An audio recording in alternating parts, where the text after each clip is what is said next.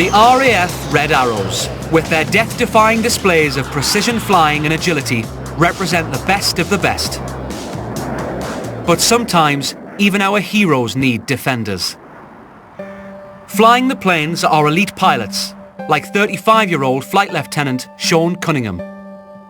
Sean had a very distinguished service record in the RAF. You don't get to become a Red Arrows pilot without that. David Butter is from the Health and Safety Executive.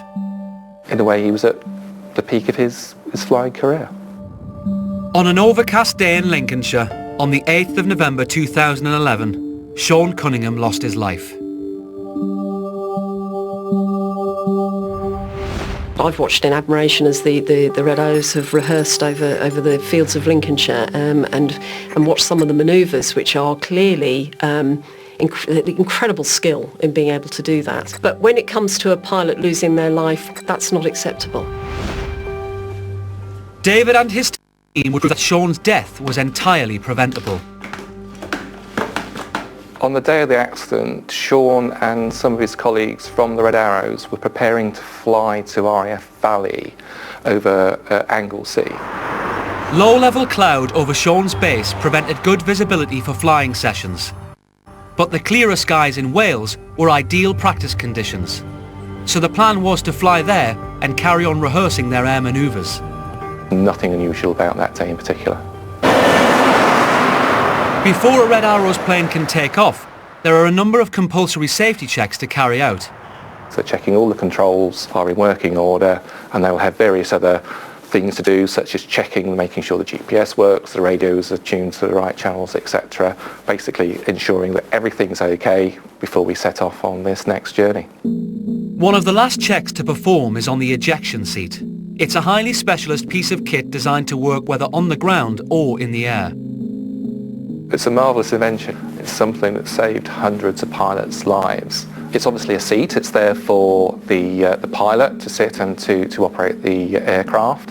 There's also a rocket pack, and obviously when the seat is initiated, that's what propels the seat out of the aircraft itself. But also it has a harness. That harness is connected to a parachute. The design is that he then falls to the ground and survives. Before taking off, Flight Lieutenant Sean Cunningham strapped himself into his ejection seat. They go through a set routine, and it was during that set routine that the ejection seat was initiated, and Sean was ejected from the stationary aircraft.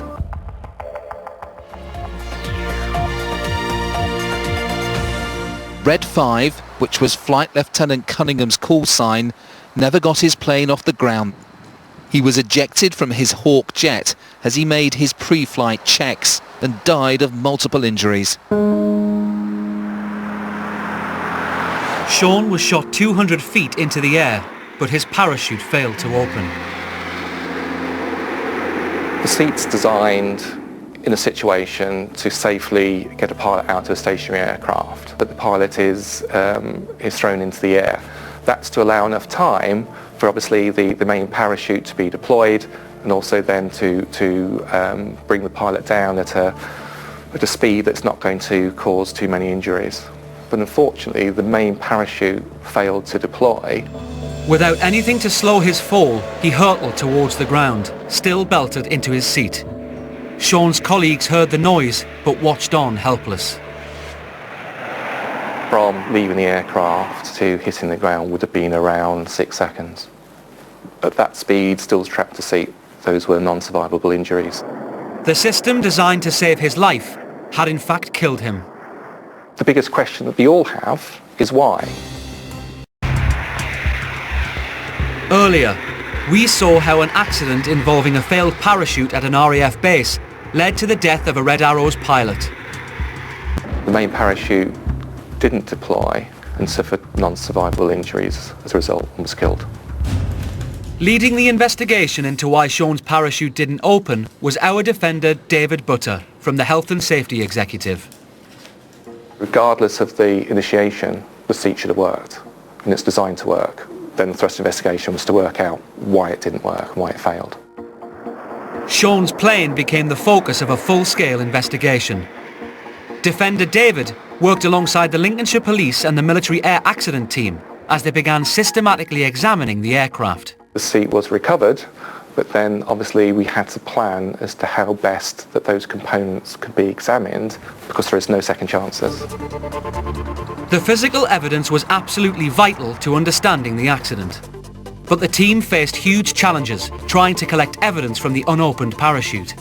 The key aspect of the investigation was to try to understand why the main parachute wasn't pulled out of the box on the seat. So basically you're destroying evidence in undertaking those tests.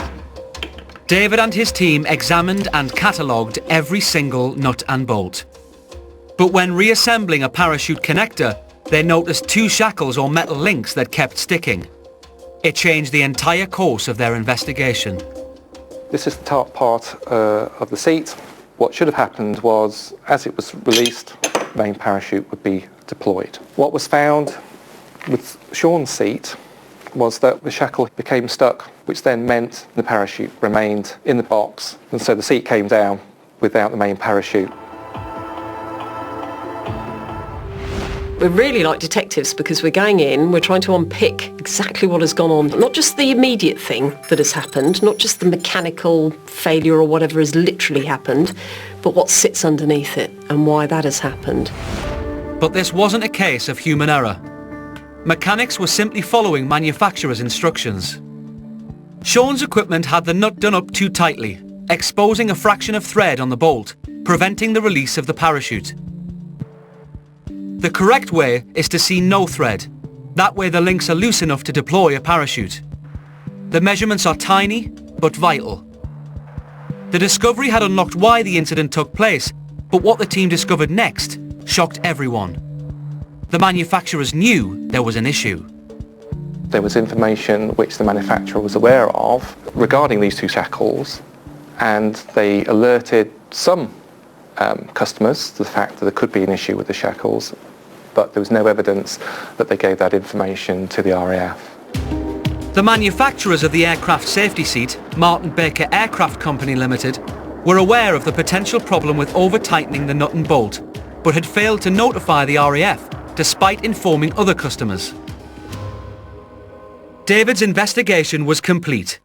He believed the manufacturers had breached the health and safety laws and took the case to court. 6 years after Sean's fatal accident, the manufacturer's Martin Baker Aircraft Limited was fined £1.1 million. The RAF had their ejection seats modified, so the accident need never happen again. For David and the other defenders around the UK, protecting our lives and our environment is an around-the-clock battle they're determined to win.